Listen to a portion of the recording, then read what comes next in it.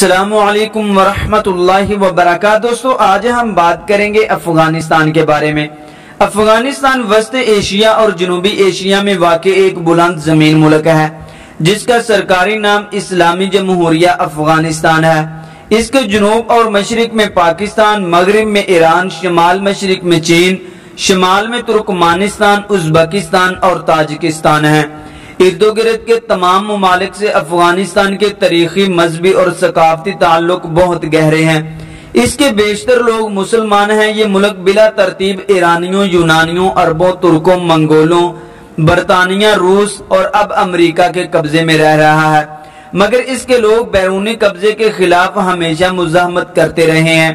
ایک ملک کے طور پر 18ویں صدی کے وسط میں احمد شاہ ابدالی کے دور میں یہ ابھرا، اگرچہ بعد میں درانی کی سلطنت کے کافی حصے ارد گرد کے ممالک کے حصے بن گئے تھے۔ 1919 میں شاہ امان اللہ خان کی قیادت میں انگریزوں سے افغانستان کی آزادی حاصل کی گئی، جس کے بعد افغانستان صحیح معنوں میں ایک ملک بن گیا، مگر انگریزوں کے دور میں اس کے بیشتر علاقے حقیقت میں آزاد ہی تھے اور برطانیہ کبھی اس پر مکمل قبضہ نہیں رکھ سکا۔ آج افغانستان امریکی قبضے میں رہ رہا ہے اور بظاہر ایک آزاد ملک ہے اور حکومت کے طور پر تسلیم کیا جاتا ہے۔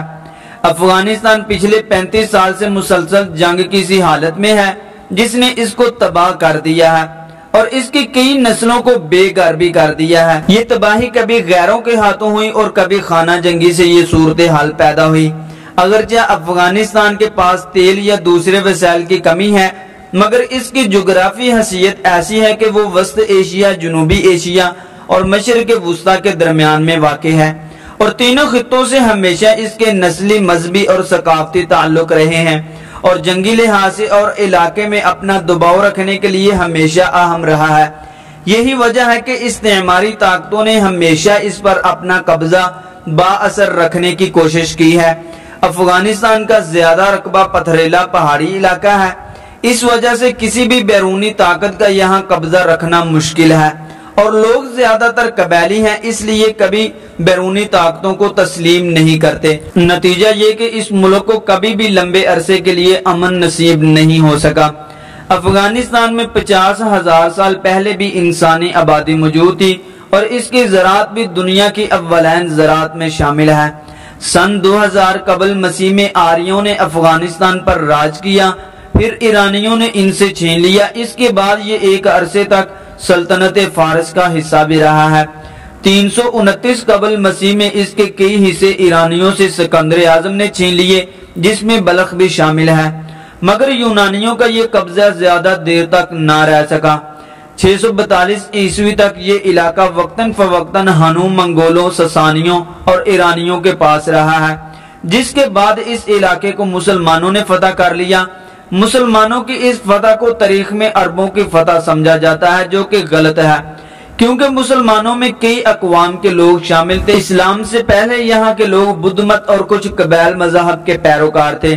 642 میں مسلمانوں نے اس علاقے کو فتح کیا، مگر یہاں کے حکمران علاقے کے لوگوں کو ہی بنایا گیا۔ پہلے یہاں حکمرانی خراسانی عربوں کے پاس رہی۔ 998 میں محمود غزنوی نے ان سے اقتدار چھین لیا۔ غوریوں نے 1146 میں غزنویوں کو شکست دی اور انہیں غزنی کے علاقے تک محدود کر دیا۔ یہ سب مسلمان ہی تھے، مگر 1219 میں چنگیز خانی منگولوں نے افغانستان پر راج کیا۔ ہرات، غزنی اور بلخ مکمل طور پر تباہ ہو گئے۔ منگول بعد میں خود مسلمان ہو گئے، حتیٰ کہ تیمور نے 14ویں صدی میں ایک عظیم سلطنت قائم کر لی۔ اس کی اولاد سے شہنشاہ بابر نے کابل کو 16ویں صدی کے شروع میں پہلی دفعہ اپنا دارالحکومت قرار دیا تھا۔ 16ویں صدی سے 18ویں صدی تک افغانستان کئی حصوں میں تقسیم رہا۔ شمالی حصے پر ازبک، مغربی حصے پر ہرات سمیت ایرانی، صفویوں اور مشرقی حصے پر مغل اور پشتون قابض رہے۔ 1709 میں پشتونوں نے میورز خان ہوت کی قیادت میں صفویوں کے خلاف جنگ لڑی۔ 1719 ہجری سے 1729 ہجری تک افغانستان بلکہ ایرانی شہر صفوان پر بھی قبضہ رکھا۔ 1729 میں ایرانی بادشاہ نادر شاہ نے انہیں واپس دھکیلا اور ان کے قبضے سے تمام علاقے چھڑا لیے، حتیٰ کہ 1738 میں قندھار اور غزنی پر بھی قبضہ کر لیا۔ جو کہ 1747 تک جاری رہا۔ پشتونوں اور فارسی بولنے والوں کی یہ کشمکش آج بھی جاری ہے، حالانکہ دونوں ہی مسلمان کہلائے جاتے ہیں۔ احمد شاہ درانی کو بجا طور پر افغانستان کا بانی کہا جا سکتا ہے۔ احمد شاہ درانی کو احمد شاہ ابدالی کے نام سے بھی یاد کیا جاتا ہے۔ جون 1747 میں نادر شاہ قتل ہو گیا، جس کے بعد لویا جرگہ نے ابدالی قبیلہ کے احمد شاہ درانی کو سربراہ چن لیا۔ پہلے قندھار میں اپنی حکومت قائم کرنے کے بعد احمد شاہ درانی نے تمام تر قوت افغانستان کو ایک ملک بنانے پر صرف کی۔ درانی سلطنت میں موجودہ ایران، افغانستان، پاکستان اور بھارت کے کچھ علاقے شامل تھے۔ اس کی سلطنت میں ایران کے شہر مشہد سے لے کر کشمیر اور موجودہ بھارت کے شہر دہلی تک کے علاقے شامل تھے۔ احمد شاہ درانی کا ایک اہم کارنامہ جنوری 1761 میں پانی پت کی تیسری جنگ میں مرہٹوں کو شکست دینا تھا، لیکن اس جنگ کے بعد سکھوں نے پنجاب میں اثر بڑھانا شروع کیا اور آہستہ آہستہ پنجاب کے کئی علاقوں پر قبضہ کر لیا، لیکن اس وقت تک افغانستان کو ایک مضبوط ملک کی حیثیت حاصل ہو چکی تھی۔ 1772 میں احمد شاہ درانی اور اس کے بعد اس کی اولاد کی حکومت رہی۔ اس کی اولاد میں ایوب شاہ کو 1823 میں قتل کر دیا گیا۔ بعد میں کابل کی حکومت محمد شاہ اور پھر 1826 میں دوست محمد خان کے پاس چلی گئی۔ امیر دوست محمد خان، جس نے کابل کی حکومت 1826 میں سنبھالی تھی، انہوں نے روس اور ایران سے تعلقات بڑھانے شروع کیے، کیونکہ سکھوں نے پنجاب پر قبضہ کر لیا تھا اور انگریزوں نے اپنی روایتی چالاکی کا ثبوت دیتے ہوئے سکھوں اور دلی کے شاہ شجاع کے ساتھ مل کر افغانستان میں اپنا اثر بڑھانا شروع کر دیا تھا۔ حالانکہ دونوں انگریزوں کے بظاہر دشمن تھے۔ شاہ شجاع کو انگریزوں نے کابل کے تخت کے سرسبز باغ دکھائے۔ اس زمانے میں روس اور برطانوی ہند میں کئی ہزار میل کا فاصلہ تھا اور وسط ایشیا کے شہروں مرو، خیبہ، بخارا اور تاشقند کو مغرب میں زیادہ لوگ نہیں جانتے تھے، مگر انگریز یہ جانتے تھے کہ روس ان پر قبضہ کرنا چاہتا ہے۔ ان کو روکنے اور افغانستان میں اپنا اثر بڑھانے کے لیے انگریزوں کے مکارانہ جدوجہد کو عظیم چال بازیوں کے نام سے یاد کیا جاتا ہے۔ اس سلسلے میں انگریزوں نے 2 جنگیں لڑی۔ پہلی جنگ 1839 ہجری سے لے کر 1842 ہجری تک لڑی گئی اور اس وقت ہوئی جب ایرانیوں نے ہرات کے لوگوں کے ساتھ مل کر انگریزوں اور روسیوں کو افغانستان سے بے دخل کرنے کے لیے افواج پورے ملک میں روانہ کر دی تھی۔ انگریزوں نے کابل پر قبضہ کر کے دوست محمد خان کو گرفتار کر لیا۔ افغانیوں نے برطانوی فوج کے ایک حصے کو مکمل طور پر قتل کر دیا، جو 16,000 افراد پر مشتمل تھا۔ صرف ایک شخص بچا۔ انگریز مدتوں اپنے زخم چاڑتے رہے، اسی وجہ سے مجبوراً انگریزوں نے دوست محمد خان کو رہا کر دیا۔ بعد میں دوست محمد خان نے ہرات کو بھی فتح کر لیا۔ دوسری جنگ 1878 ہجری سے 1880 ہجری میں اس وقت ہوئی جب امیر شیر علی نے برطانوی سفارت خانوں کو کابل میں رہنے کی اجازت نہ دی۔ اس جنگ کے بعد انگریزوں کے ایما پر 1880 میں امیر عبد الرحمن نے افغانستان کا اقتدار حاصل کیا، مگر عملاً کابل کے خارجی معاملات انگریزوں کے ہاتھ میں چلے گئے۔ اسی اثر کا فائدہ اٹھاتے ہوئے انگریزوں نے افغانستان کے ساتھ سرحدوں کے تعین کا معاہدہ بھی کیا۔ امیر عبد الرحمن کے بیٹے امیر حبیب اللہ خان بعد میں افغانستان کے بادشاہ ہوئے۔ ان کے دور میں افغانستان میں مغربی مدرسے کھلے اور انگریزوں کا اثر اور زیادہ بڑھ گیا۔ اگرچہ بظاہر انگریزوں نے افغانستان کو ایک آزاد ملک کے طور پر تسلیم کیا، 1907 میں امیر حبیب اللہ خان نے انگریزوں کی دعوت پر برطانوی ہند کا دورہ بھی کیا۔ اسے مغربی دوستی اور اثر کی وجہ سے امیر حبیب اللہ خان کو اس کے رشتہ داروں نے 20 فروری 1919 کو قتل کر دیا۔ اس کے قتل کے بعد اس کا بیٹا امان اللہ خان بادشاہ بن گیا اور انگریزوں کے خلاف جنگ چھیڑ دی گئی، مگر 19 اگست 1919 کو اس کے اور انگریزوں کے درمیان میں راول پنڈی میں ایک معاہدہ ہوا، جس میں انگریزوں نے افغانستان پر اپنا کنٹرول ختم کیا اور افغانستان میں ان کا اثر تقریباً ختم ہو کر رہ گیا۔ 19 اگست 1919 کو اسی وجہ سے افغانستان کی یوم آزادی کے طور پر منایا جاتا ہے۔ امان اللہ خان نے افغانستان کا اقتدار سنبھالنے کے بعد اصلاحات کی اور مغربی دنیا سے تعلقات قائم کیے۔ اصلاحات میں بنیادی تعلیم کا لازمی قرار دینا اور مغربی طرز کی دیگر اصطلاحات شامل تھیں۔ اس نے 1921 میں افغانستان میں ہوائی فوج بھی بنائی جس کے جہاز روس سے آئے، لیکن افواج کی تربیت ترکی اور روس سے کروائی گئی۔ 1927 میں امان اللہ خان نے یورپ اور ترکی کا دورہ بھی کیا جس میں اس نے مغربی مادی ترقی کا جائزہ لیا اور افغانستان میں ویسی ترقی کی خواہش ظاہر کی، مگر جب اس نے کمال اتاترک کی طرز پر پردہ پر پابندی لگانے کی کوشش کی تو قبائل میں بغاوت پھوٹ پڑی اور افغانستان کے لوگ اس کے سخت خلاف ہو گئے۔ شنواری قبائل نے نومبر 1928 میں جلال آباد سے بغاوت شروع کی اور دوسرے لوگوں کو ساتھ ملا کر کابل کی طرف بڑھنے لگے۔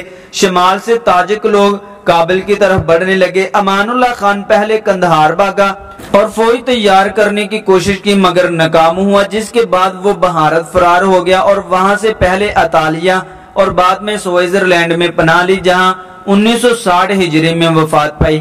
اس بغاوت کے دوران میں جنوری 1929 میں حبیب اللہ کلاکلانی عرف بچہ سکا نے کابل پر قبضہ کیا اور حبیب اللہ شاہ غازی کے نام سے حکومت قائم کی، مگر اکتوبر 1929 ہجری میں جنرل نادر خان کی فوج نے کابل کو گھیر لیا، جس پر بچہ سکا فرار ہو کر اپنے گاؤں چلا گیا۔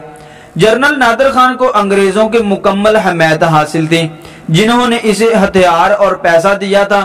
اس کے علاوہ انگریزوں نے جنرل نادر خان کو 1000 افراد کی فوج بھی تیار کر کے دی تھی جو کہ وزیرستانی قبائلوں پر مشتمل تھی۔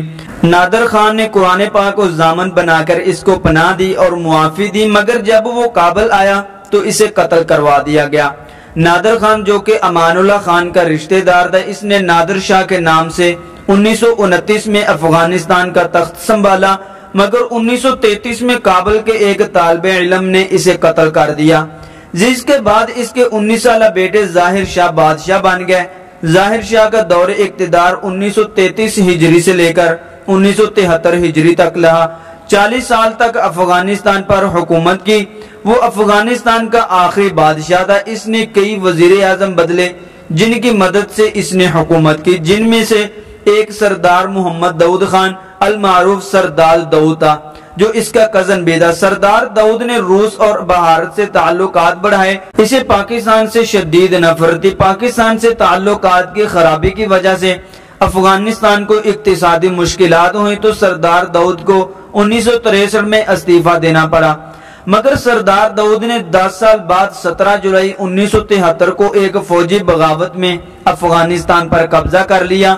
اس بغاوت کو روس کی مدد حاصل تھی۔ ظاہر شاہ فرار ہو کر اطالیہ چلا گیا۔ 27 اپریل 1978 کو سردار داؤد کو ایک اور بغاوت میں قتل کر دیا گیا اور نور محمد صدر بن گیا۔ اس بغاوت کو بھی روس کی مدد سے ممکن بنایا گیا۔ اس حکومت نے کمیونزم کو رائج کرنے کی کوشش کی اور روس کی ہر میدان میں مدد لی، جن میں سڑکوں کی تعمیر سے لے کر فوجی مدد تک سب کچھ شامل تھا۔ روس کی یہ کامیابی امریکہ کو کبھی بھی پسند نہیں آئی، چنانچہ CIA نے اسلامی قوتوں کو مضبوط کرنا شروع کیا، جس سے ملک میں فسادات پھوٹ پڑے۔ 1979 میں روس نے افغانستان کی حکومت کی دعوت پر افغانستان میں اپنی فوج اتار دی اور عملاً افغانستان پر اسی طرح روس کا قبضہ ہو گیا جس طرح آج کل امریکہ کا قبضہ ہے۔ روس کی کمیونزم پارٹی نے کمال اتاترک کی طرز پر غیر اسلامی نظریات کی ترویج کی، مثلاً پردہ پر پابندی لگانے کی کوشش کی۔ یہ تبدیلیاں افغانی معاشرہ سے بالکل مطابقت نہیں رکھتی تھیں۔ افغانستان میں حالات جب بہت خراب ہو گئے تو افغانی کمیونسٹ حکومت کی دعوت پر روس نے اپنی فوج افغانستان میں اتار دی۔ 25 دسمبر 1979 کو روسی فوج کابل میں داخل ہو گئی۔ افغانستان میں مجاہدین نے ان کے خلاف جنگ شروع کر دی۔ امریکہ نے ان مجاہدین کو خوب مدد فراہم کی، مگر امریکہ کا مقصد اسلام کی خدمت نہیں بلکہ روس کے خلاف ایک قوت کو مضبوط کرنا تھا۔ امریکہ کو پاکستان کو بھی ساتھ ملانا پڑا۔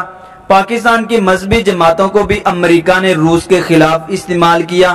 افغان مجاہدین اسلام سے مخلص تھے، مگر امریکہ انہیں اپنے مقصد کے لیے استعمال کرتا رہا۔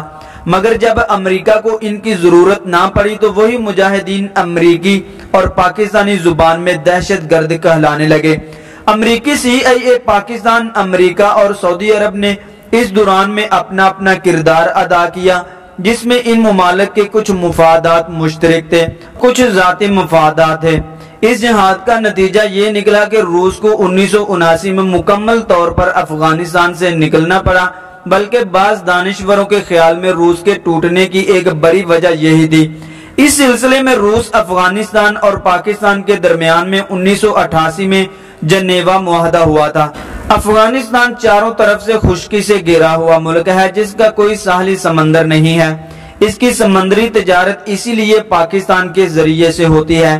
زیادہ علاقہ پہاڑی ہے جو کہ زیادہ تر کوہ ہندو کش پر مشتمل ہے۔